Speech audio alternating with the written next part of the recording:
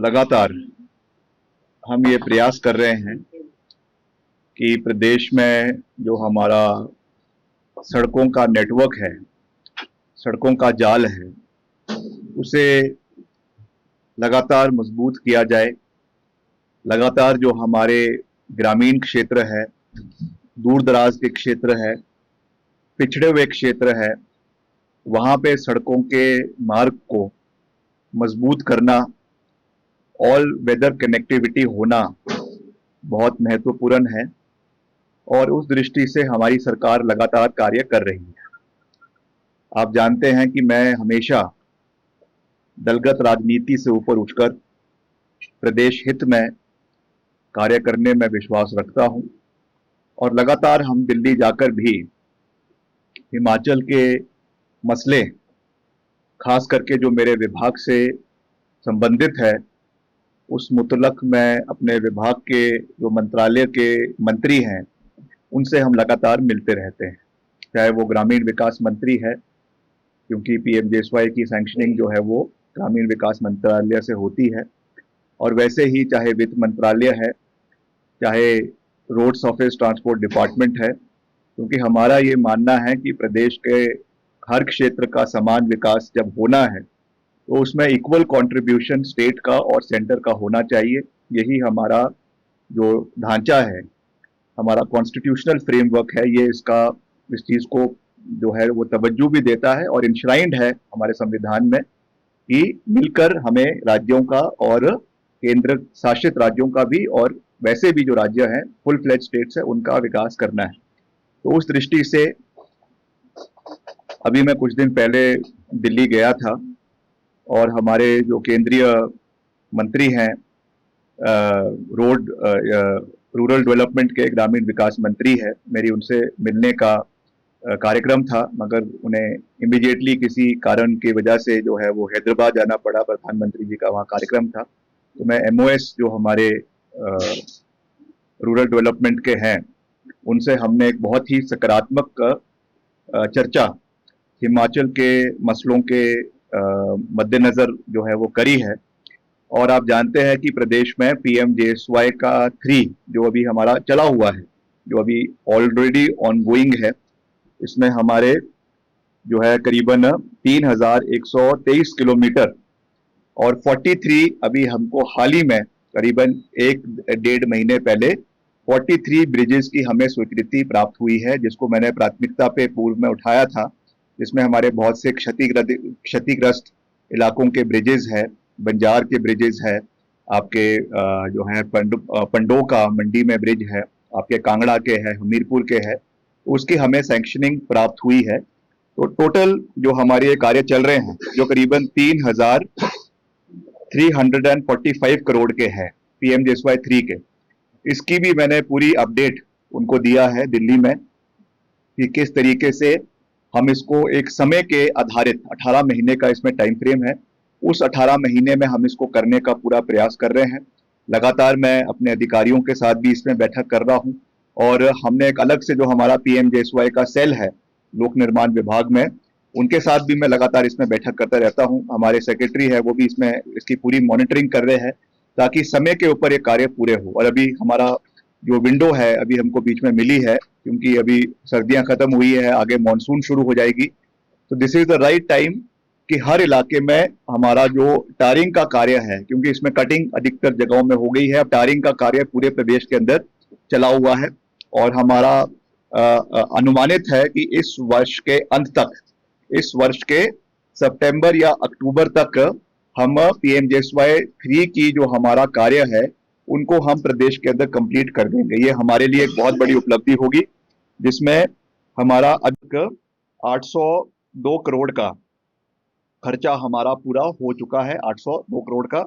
और इस साल जो हमारा 24-25 साल है, 24-25 वित्तीय वर्ष है, इसमें हम 905 करोड़ रुपए का जो है के अगेंस्ट 650 करोड़ का जो है वो खर्चा पूरा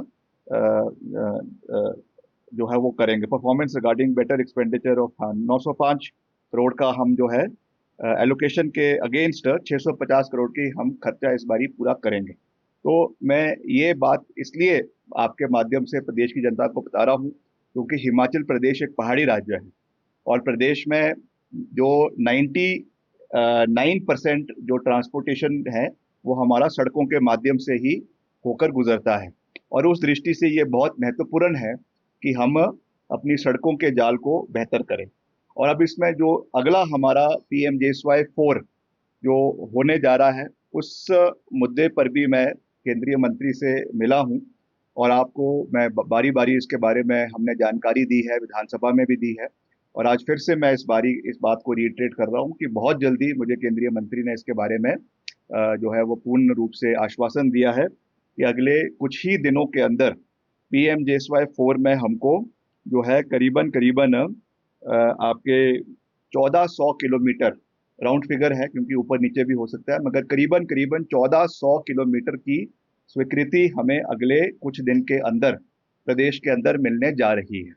इसमें हमारी कुल मिला के जो हमने यहाँ से हैबिटेशंस भेजी है वो 1560 है।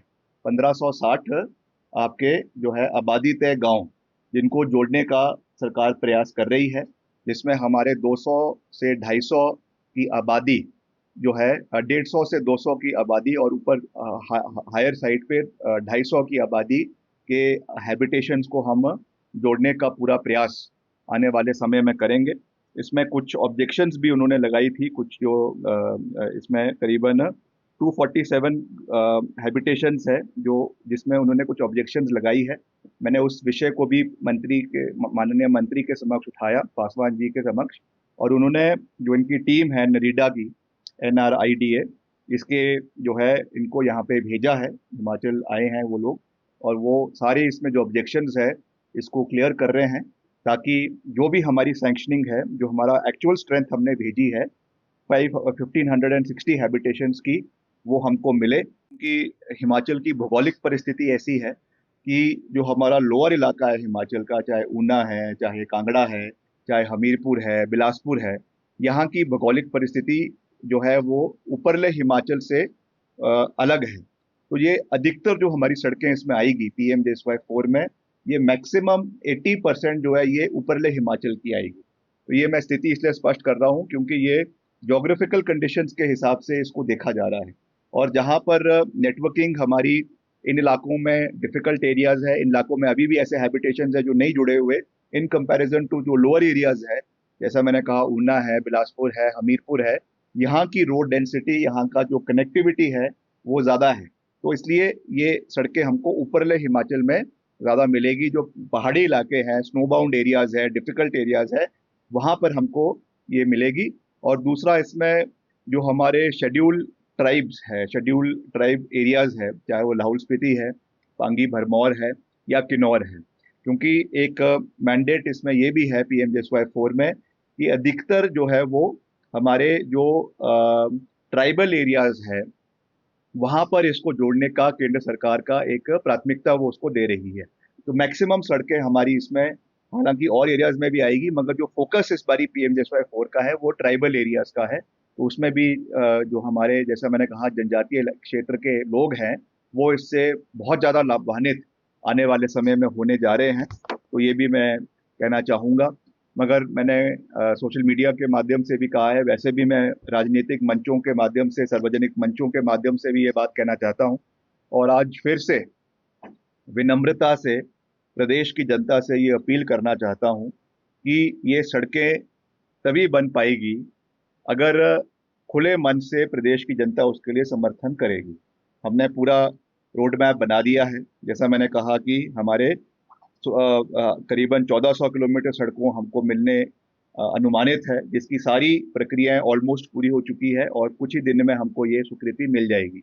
मगर इसमें सबसे बड़ी कंडीशन है अवेलेबिलिटी ऑफ लैंड। तो ये मेरा निवेदन है प्रदेश की जनता से कि आपको इसमें बड़ा दिल दिखाना पड़ेगा और जहाँ जहाँ पर भी इसमें निजी भूमि आ रही है उसकी पूरी हम रिपोर्ट अपने विभाग के माध्यम से मंगा रहे हैं। जो भी इसमें लोग हैं जिनकी ज़मीनें इसमें आ रही है उनको विभाग के नाम जो है वो गिफ्ट डीड करना पड़ेगा, क्योंकि मैं पहले ही सार्वजनिक मंच से भी कह चुका हूँ, विधानसभा में भी इस बात को मैं बड़े क्लियरली कह चुका हूँ कि 1 इंच नई सड़क पीडब्ल्यूडी नहीं बनाएगी जब तक सारी की सारी जमीन पीडब्ल्यूडी के नाम पर नहीं हो जाती, क्योंकि ये सरकारें तो कंटिन्यूटी में चलती है। आज है, आज दूसरी है, आज कोई है, कल दूसरी है। तो मगर लाइबिलिटीज जो है, जो एसेट्स है, लाइबिलिटीज है, वो तो कांस्टेंट चलती रहती है। तो ये हमने सीखा है पूर्व की सरकारों की। आप कमियां कह लो, या उस समय इस चीज पे इतना फोकस नहीं दिया गया, उस समय जो है वो गिफ्ट डीड्स नहीं ली गई, और आज उसका भुगतान हमको लगातार, जब भी मैं ऑफिस आता हूँ, जब भी हम अधिकारियों से बैठक करते हैं, तो इसका करीबन हमारी 1200 करोड़ की लाइबिलिटीज केवल आपकी जो है वो लैंड एक्विजिशन की बन चुकी है। ये भी एक बहुत महत्वपूर्ण फैसला है कि हमारा इन्वेंट्री काफ़ी बड़ी है। प्रदेश में करीबन 2000 से 2500 कमरे हैं। इन्वेंट्री जो हमारी है, ये प्रदेश में सर्किट हाउसेज है, रेस्ट हाउसेज है, पीडब्ल्यूडी के बहुत अच्छी अच्छी जगहों में है। और ये प्रचलन रहा है, हर सरकार में रहा है, इसमें कोई दो राय नहीं है कि वीआईपी कल्चर एक रेस्ट हाउसेज में रहता है, चाहे वो कोई भी सरकार हो। तो हमने ये निर्णय लिया है कि हम इस वीआईपी कल्चर को खत्म करना चाहते हैं। इसलिए एक कमरे को छोड़कर, क्योंकि कभी कोई विधायक है, कोई मंत्री है, या कोई अफसर भी है, किसी एरिया में किसी इंस्पेक्शन पे जाना चाहते हैं, तो एक कमरे की अवेलेबिलिटी एक रेस्ट हाउस में एज अ वीआईपी बुकिंग होनी चाहिए। उसके अलावा जितने भी कमरे हैं, वो सारे कमरे जो है वो आम पब्लिक के लिए, चाहे वो हिमाचल के हैं, चाहे वो टूरिस्ट है, उनके लिए खोल दिए जाएंगे। पिछले कल ही मैंने सेक्रेटरी पीडब्ल्यूडी को बुलाया था, और हमने उनसे इसके ऊपर चर्चा करी है, और कल ही इसकी नोटिफिकेशन जो है वो निकाल दी गई है। और इसको हम बेहतर करेंगे। ये मैं क्यों कह रहा हूँ, क्योंकि मैं जानता हूँ कि कमरा केवल एक ही अच्छा होता है, बाकी कमरों के हाल अच्छे नहीं हैं।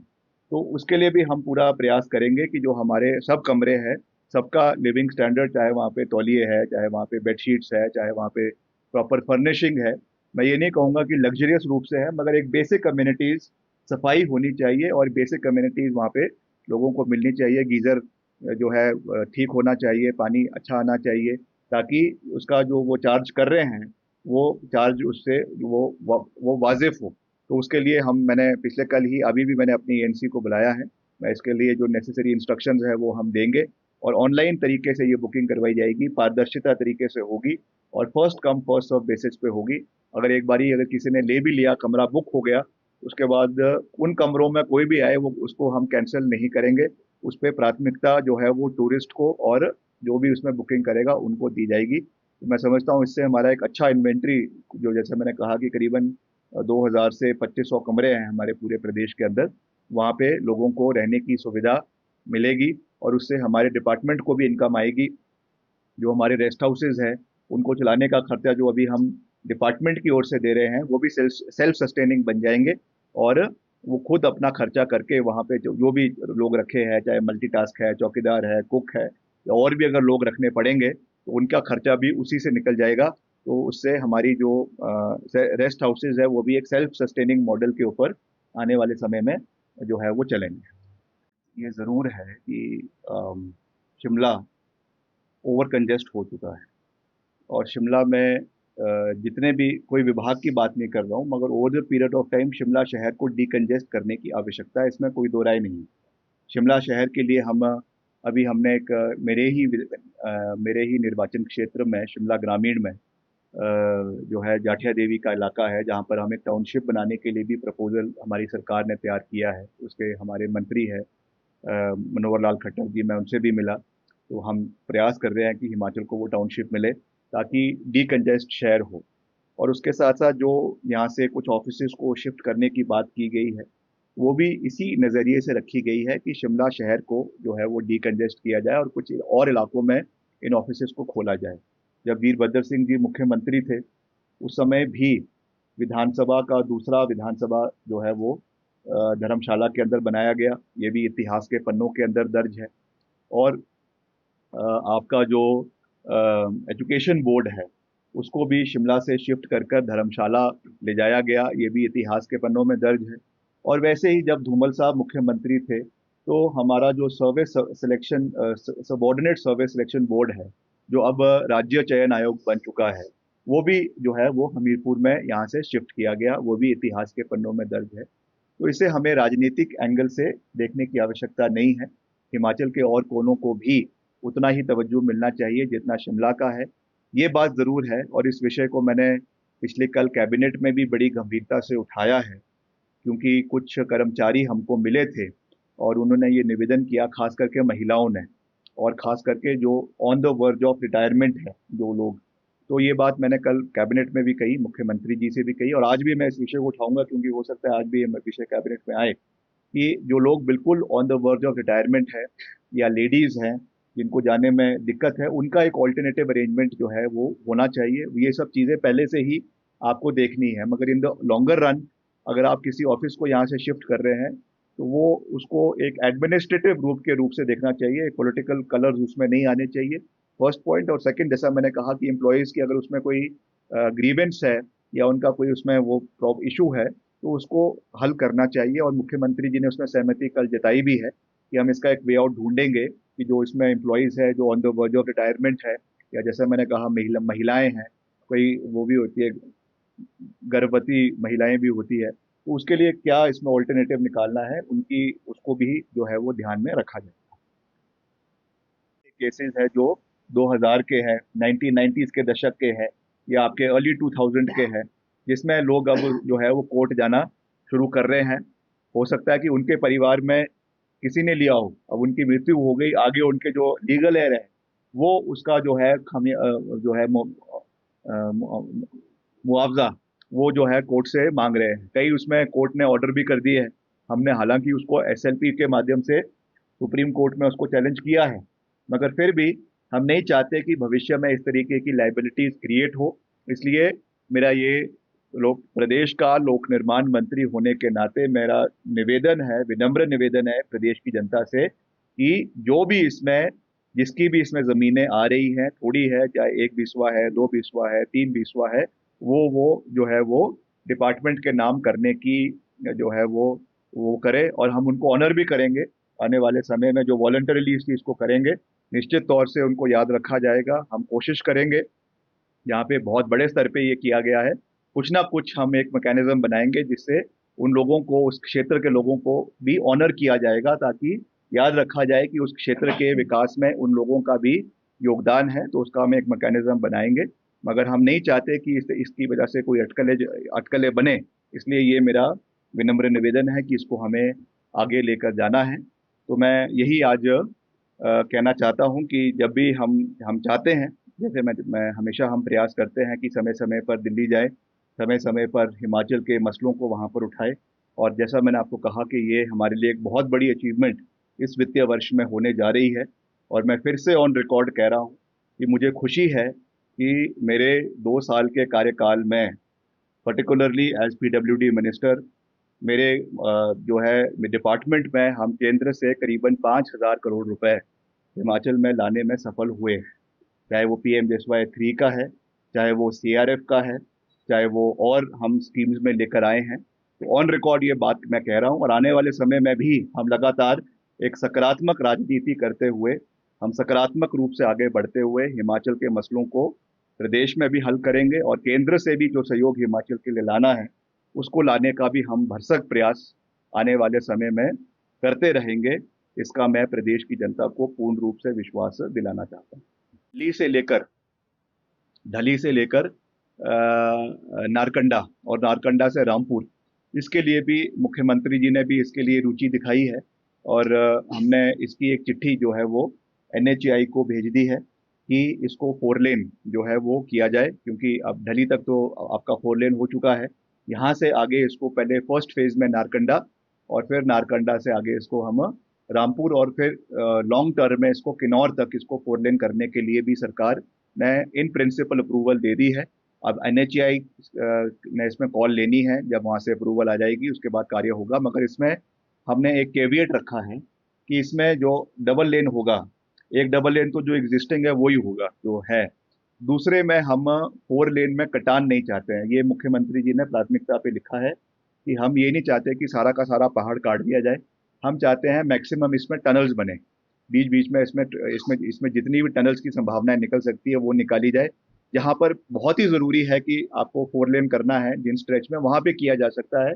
पर मैक्सिमम इसमें हम टनल्स निकालने का प्रयास करेंगे। तो एक रास्ता आपका टनल से जाने का होगा और दूसरा जो एग्जिस्टिंग है उसको हम स्ट्रेंथन करेंगे ताकि पर्यावरण का भी कम से कम नुकसान हो। हमने जो कमियां जो हमको चीज़ें कुल्लू मनाली में देखने को मिली वो चीज़ें भविष्य में इस इलाके के अंदर ना हो, इसलिए हम मैक्सिमम इसमें टनल्स का निर्माण करने का निवेदन हमने किया है और इसी रूप में मुख्यमंत्री जी ने चिट्ठी जो है वो आदरणीय नितिन गडकरी जी को भेजी। नहीं, विपक्षी लोग हैं वो तो लगे रहते हैं। अब विपक्ष के साथी है, अब उनको और कोई सूझ नहीं रहा है तो लगातार कुछ ना कुछ चीज़ें करते रहते हैं। देखिए, हम तो सकारात्मक रूप से प्रदेश को आगे ले जाने का प्रयास कर रहे हैं, सबको साथ लेकर आगे चलने का प्रयास कर रहे हैं। जब चुनाव आएंगे तो चुनाव में तो दो दो हाथ होते ही है, उस समय की बात उस समय की है। मगर हर तरीके से कॉन्स्पिरेसी करते रहना, हर तरीके से जो है हमारे नेताओं को, हमारे मंत्रियों को या हमारे विधायकों को टारगेट करते रहना, ये सही नहीं है। तो इसी इसी परिप्रेक्ष्य में ये बात है कि हमको मिलकर आगे चलना चाहिए। और जहाँ तक उप मुख्यमंत्री जी की बात है, it is a known fact that he is one of the tallest leaders in Himachal Pradesh today. ये भी नोन फैक्ट है कि he has contested 5 election from Haroli Vidhan Sabha segment और पांचों के पांचों वो जीते हैं। आज प्रदेश में प्रदेश का नेतृत्व जो है उप मुख्यमंत्री के रूप में कर रहे हैं। तो अगर किसी नेताओं को, भाजपा के नेताओं को उनकी हरोली में विकास से जो है वो तकलीफ हो रही है, या वहाँ पे जो मेले वो कर रहे हैं या रोजगार मेले कर रहे हैं या वहाँ पे जो विकास के कार्य कर रहे हैं, तो इस तरीके की चीज़ें नहीं होनी चाहिए। तो एज एज अ कलीग, ये तो मेरे डीएनए में है कि हम अपने साथियों के साथ खड़े रहते हैं। तो as a colleague I am saying कि आई स्टैंड विद हिम और हम हिमाचल के विकास के लिए आगे बढ़ेंगे, आगे आगे चलेंगे और मिलकर इस तरीके की साजिशों से हमको दूर भी रहना चाहिए, क्योंकि जनता सब चीज़ें देखती है, जानती है, समझती है और मिलकर हमें आगे बढ़ना है, हिमाचल का विकास करना है। जैसा मैंने कहा कि दलगत राजनीति से ऊपर उठकर प्रदेश को आगे लेकर जाना है। हम उसको उठा रहे हैं। इस बारी तो जो मैं गया था वो तो मैं पीएमजेएसवाई के संदर्भ में गया था, जो हमारा ग्रामीण विकास मंत्रालय उनसे मैं मिला था। मगर मैं लगातार जो हमारे रोड सरफेस ट्रांसपोर्ट मिनिस्टर है आदरणीय नितिन गडकरी जी, हम उनसे भी मिलते रहते हैं और इसका एक लिखित रूप से हमने चिट्ठी ऑलरेडी मुख्यमंत्री जी के माध्यम से जो है वो उनको दी है कि जो 69 नेशनल हाईवे इन्होंने घोषित किए थे वो तो नहीं हुए हैं। वो तो मैंने सार्वजनिक विधानसभा भी में मैंने इसके बारे में बोल दिया है। मगर उसको हमने शॉर्टलिस्ट कर कर, पहले 25 था, जयराम जी की सरकार में ही इसको 69 से शॉर्टलिस्ट करके 25 उनकी सरकार में ही ये चिट्ठी जा चुकी है। अब उसको 25 से हमने शॉर्टलिस्ट करके रियलिस्टिक फिगर 5 का, 5 नेशनल हाईवे का हमने जो है वो दिल्ली भेजा है। तो अभी तक हमें उसकी इन प्रिंसिपल अप्रूवल जो है वो नहीं मिली है। तो इसको भी हम प्राथमिकता पे करने का प्रयास जो है वो करेंगे। अब लोग तो परेशान होकर पार्टी से है, ये भी कहा गया क्योंकि वो वीरभद्र सिंह जी करेंगे। देखिए, वीरभद्र सिंह जी प्रदेश के 6 बार मुख्यमंत्री रहे और उनके सभी करीबी थे। अगर 6 बार प्रदेश का मुख्यमंत्री बनना हो तो एक धड़े का मुख्यमंत्री नहीं होता वो। 6 बार बनने के लिए दम भी चाहिए, हौसला भी चाहिए और सबका समर्थन और साथ भी चाहिए। तो ये एक को कैटेगराइज करना, दो को कैटेगराइज करना, ये छोटी सोच है, पेटी पॉलिटिक्स है। मैं इस चीज़ में नहीं जाना चाहता और हम आज के परिप्रेक्ष्य में बात कर रहे हैं। जो दौर निकल गया उसको बार बार कहना मैं समझता हूँ उचित नहीं है। वो इतिहास के पन्नों में वो चीज़ें जो है वो अ, अ, विलीन हो चुकी है और वो इतिहास मिटाया नहीं जा सकता। चाहते हुए भी इतिहास को मिटाया नहीं जा सकता। मगर हमें भविष्य में और वर्तमान की और भविष्य की बात करनी है। तो उसमें ये है कि हमको मिलकर चलना है, प्रदेश हित में कार्य करना है, दलगत राजनीति से ऊपर उठकर कार्य करना है और हिमाचल को आगे लेकर जाना है। इसी सोच के साथ हमको आगे चलने की आवश्यकता है।